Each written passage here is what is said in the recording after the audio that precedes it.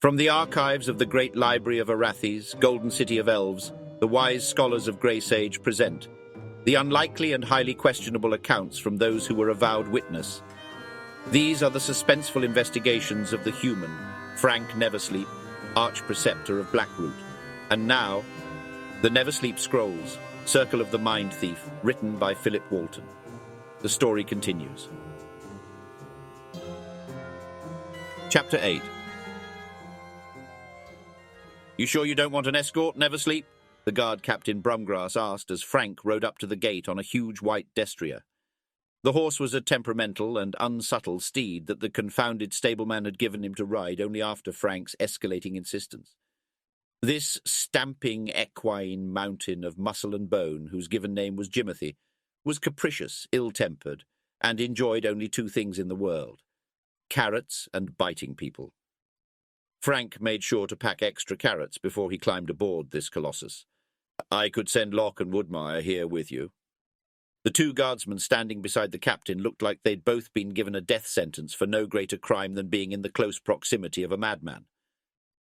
"No, that won't be necessary," Fraenk said to the guard's visible relief. "Do you at least have one of your men standing by?" Brumgrass continued. "It's probably best that I ride out alone." Fraenk tried patting the horse, but it gave him a dark, warning look. "I think if anyone's going to take a crossbow bolt this morning, it should just be me, and also Jimothy. He's bit me twice already." Fraenk was wearing a bright red and black doublet, a wide-brimmed black hat with a billowy red feather, and had his silver Arch-Preceptor badge, freshly polished, pinned over his breast. It was an ensemble that refused any amount of subtlety. Brumgrass scratched his cheek and shook his head. "No one's gonna miss you, that's for certain. And that goes for anyone waiting out there with an arrow drawn on you either." "If that happens, you can tell all that you warned me." Fraenk smiled. The big horse whickered and stamped impatiently. "The gate, Captain, if you would. Let's not keep this assassin waiting." Fraenk said in what he hoped wouldn't be his final words. He quickly tried to think of something wiser, or at least somewhat profound, but all that popped into his head were lyrics to a dirty poem the street kids used to chant. Captain Brumgrass waved a hand signal over his head to the men beside the ornate door. They pulled with some effort, and slowly the large gate doors to Blackroot Estate swung open. If the Greenbriars had another assassin coming for him, there would be no better chance than this. This would be the true test of how sturdy Lady Blackroot's truce really was. A contract such as this was only as good as both parties' ability to enforce the terms. And even the highest-minded elves who praised their own virtues of honour, chivalry and truth could have difficulty letting go of a good old-fashioned grudge. The heavy gate doors stopped on their hinges with a low boom. Then there was silence. A slight breeze played with the plume on Frank's hat. Fraenk tried to urge the mound forward, but his voice had gone totally dry. But without even requiring a prompt, the huge horse stepped out from the shadows of the arch. It marched resolutely into the empty plaza, seeming to challenge anyone to puncture the rider on its back. Fraenk kept the reins pulled tight, even as the horse moved faster. He released a breath he didn't realize he was holding. There was no hit squad standing with swords drawn. In fact, the wide avenue consisted of a normal and downright uninteresting mix of foot traffic, horses and coaches. Several passers-by gave him an odd look or a wide berth, but none seemed outright hostile. The day was quiet, but for the cawing of some nearby bird. "Not dead, Fraenk?" the captain's voice called from behind him. "Not so far." "I'm glad to hear it, but you just cost me 2 silvers. "The day's not over, Captain. I may make you rich yet." Then, a large, rangy-looking crow with a milky eye that had been watching the proceedings from the gatehouse turret launched itself skyward with a series of artless flaps. The bird wheeled in the breeze and then turned toward him, apparently coming for a better look at Fraenk. But at the last moment angled hard and launched a prodigious volley of wet droppings down the front of his doublet. Fraenk looked down, too surprised to even do anything besides watch the runny mess travel the length of his shirt. The bird began cawing noisily as it flapped away, disappearing off into the city. A chorus of laughter erupted from the gates behind him. They had all seen the whole thing. Some say that's an auspicious sign, Fraenk, the captain called to another round of guffaws. Fraenk tipped a rude two-finger salute over his shoulder, then spurred the horse to a trot. The avian assassin had completed its mission. Frank's dignity was entirely murdered.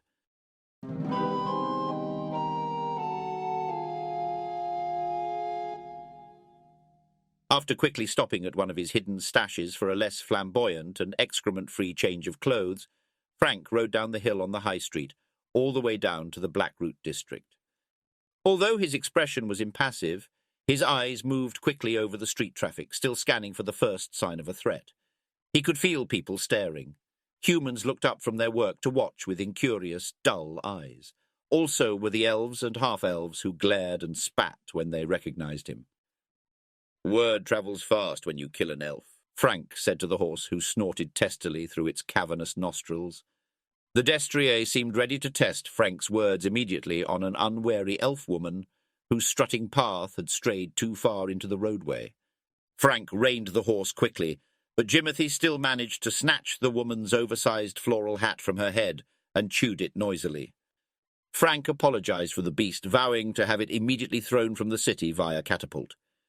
He quickly spurred Jimothy on before the elf made good on her screeching calls for the partisans to haul him away. Several times he caught movement of someone ducking into an alley or slipping behind a wall. Sentries reporting on his movements, or ruffians avoiding the spy master he didn't know. The purpose of his ride was to make his return widely known. In that he was apparently successful. The Archpreceptor of Blackroot was back. Forces of darkness and booze bottles beware. Fraenk avoided the route that took him through Fernbrook district. He would most certainly not be welcome there. It was one thing to live freely under the protection of the truce, and quite another to test its limits. Fraenk could imagine many there who knew about his run-in with Bass Greenbrier. They would certainly like to see him have an unfortunate accident, and there were even a few who would help make sure that happened. His second purpose for the long ride down was to get a feeling for the mood of the city. Much could and did change in the course of a month that he was out, at least according to what Gwen had written in her reports. Now, as he rode down through the streets, he could see that Arathes was charged and manic. The returned soldiers of the vanguard were like adding a heaping scoop of flame powder to a boiling pot of soup. In the upper districts, the Vice-Arch-Preceptor's report described the young elf lords parading around in their clean, polished armour, noticeably absent of any slash or dent. They spent their days strolling the grounds of their pristine estates in retinues of beautiful young men and women elves, quoting ancient poets and prophets on the virtues of the divine calling of a righteous war, one that was blessed by the Lin-Tyrians themselves, or recounting the elegant ballet of army formations moving on a field of martial action that they watched from afar, their dreams of one day commanding whole armies of their own. The middle districts were full of handsome, brave elves, half-elves, and human unit commanders, captains and officers who lead their soldiers onto the field of play. They came home toned and tan, bearing light scars on the flesh and frenetic energy for life. They had seen death up close, returned to tell about it, and were mostly unscathed, at least on the outside. These soldiers freely spent their war wages on food and drink, or purchasing lavish gifts for loved ones in the upscale shops and markets. Some with the extra coin for it, and looking to boost their stature in the community, commissioned songs and plays of their heroic exploits on the battlefield, with a generous amount of embellishment. Others bought property or paid the elven matchmakers for an advantageous engagement to advance their position in society. There was no greater opportunity to change one's fortunes than in the wake of war. But the mood was much darker by the time Fraenk reached the lower level of the city. It was home to the working-class districts of Blackroot, Sweetrose, Coldfrost and Fernbrook. This was where the bulk of the regular forces were now reacclimating to their former lives. They were the foot soldiers and infantry, pikemen and archers, those who did the killing and the dying. The cost of the battle was paid in missing arms or eyes. The fathers and sons who would not return normal were sometimes worse than those who didn't return at all. Dirty, broken men hunkered in doorways and alleys. Their minds couldn't let them work or go home to families. The ones who sought relief in rivers of drink or mountains of powder. They had seen the terrible violence against enemy and ally, and they had also seen the being of light with the fiery sword, which was more terrifying than anything beheld in the physical world. There was not one species that was immune either. Although they were mostly human, as was befitting those who fell amongst the ranks of ground troops, there were also half-elves and even full elves whose families couldn't keep them quietly at home without fearing what they might do. These were the ones who were scooped up by the partisans from other districts and dropped down here, for it would not do to have those who confused or tarnished the gleaming golden image of Arathes. On the streets of Blackroot district, Fraenk breathed deep the familiar odours of the streets, pungent and distinct. It was good to truly be home again. Every dirty inch of this place felt like it was him, an extension of his soul, a place where forgiveness was never given nor even asked for. There were no heroes here, only varying shades of greater or lesser scoundrels. There was a time that Fraenk was one of them, raised to the heights by a twist of fortune and the favour of Lady Blackroot. But with a single word he could fall back to the muddy streets again. Despite the years and everything he had done to secure his place, this was a hard truth that would never leave him. As he rode by the human slums, Fraenk saw that all Gwen had written had been the truth, and staring at these rows of hovels, makeshift army tents built to house the displaced, the mud and filth, that desolation of spirit was somehow a worse darkness than the black cells had been. Fraenk weaved his big horse through the press of people along the avenue of merchants. The district seemed busier than normal. He caught the eyes of several familiar faces, who nodded or smiled when they noticed him. Many more people on the streets were unfamiliar, which was typical for both a city and a district that hosted travellers and traders from all points of the compass. He noticed a lot more swords and daggers in belts, more scars and stares. There were pilgrims on their way to the temples, displaced families hauling all their worldly possessions on overloaded carts, a cadre of dwarves carrying digging implements, a weather-beaten Gazian merchant's wagon drawn by 6 of the large feline Shivan bondslaves, a line of shaven-headed acolytes in musty brown robes and their faces blackened with soot. A fleshy priestess was ordering the finishing touches on a tall wooden statue of their goddess Oaphela before their annual pilgrimage out into the forest to conduct their fertility rites. After one good look at the elderly heft of their craggy frames, Fraenk was glad they were completing the culmination of their ritual outside and away from the city. Then one figure caught his eye. He nearly missed it at first glance, but in the stream of bodies flowing along the street, this one was a stone, tall, dark, and unmoving. It appeared to be looking right at him. Fraenk could not tell if it was male or female, nor even what species, for it was completely draped in loose grey linens, which covered even its spiked headdress. Then he realized, no, it was not a headdress at all. It was horns. "Curse ye, bleeding Hyla's cat! Watch where you're riding!" An intoxicated man in a studded leather vest and bushy beard was shouldered off step by Frank's big horse. Jimothy the destrier took a vicious snap at the drunk man, only missing him because he was wheeling his arms to catch his balance. Fraenk turned to look at the man, who didn't seem to be content with a mere insult, hacked a fat wad of phlegm into his mouth, and spat at Fraenk as well. Fortunately, the drunk's aim was poor, not factoring in the forward movement of the horse, and his spittle sprayed one of the dwarves. There was an audible "ooh" from several people in the crowd who had witnessed the assault. Dwarves were not known for their forbearance and did not take insults well, even ones that weren't intended for them. Fraenk caught the eyes of a tall, thin man who had been watching the whole drama unfold. The man took a large step back as the spittle-covered dwarf and his companions all rushed the drunk with fists raised. "Get the partisans!" Fraenk shouted to the other man as the dwarves fell upon the surprised drunk, raining blows down on him. Fraenk turned back to the crowd. The ominous figure who had been watching him was gone. Something about that one sent a chill up his spine.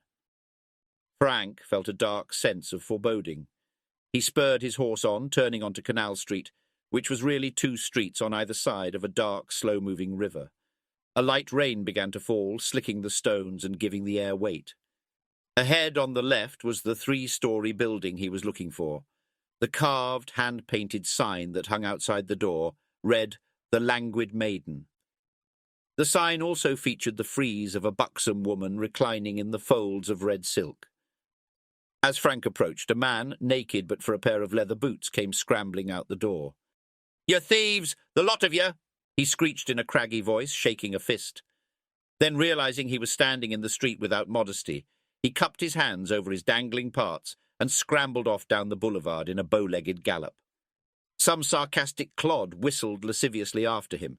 Fraenk dismounted outside and lashed his ill-tempered monster pretending to be a horse to the post. Jimothy snuffed, jerked his head, and clacked its blocky teeth at him, annoyed to be subjected to such indignity. Fraenk returned the snappy bite back. It would not do to show weakness at this point. Fraenk was determined not to lose his dominance to a horse. Not again. Through the soot-stained windows he could hear a lively jig being sawed out by a fiddler and flute, to the tune of the indecent tavern song, "All's fair when the maiden's bare." Inside, a chorus of men's voices cheered at a spectacle they were thoroughly enjoying. Feet stomped and fists pounded tables. They sounded drunk, and there was a malevolence to their collective voices that Fraenk could recognize well. It was the sound of predators toying with their prey.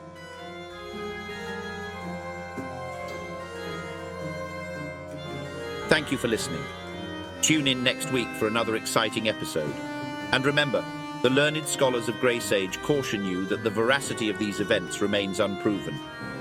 Now go safe in the light of the powers, until our hands clasp again.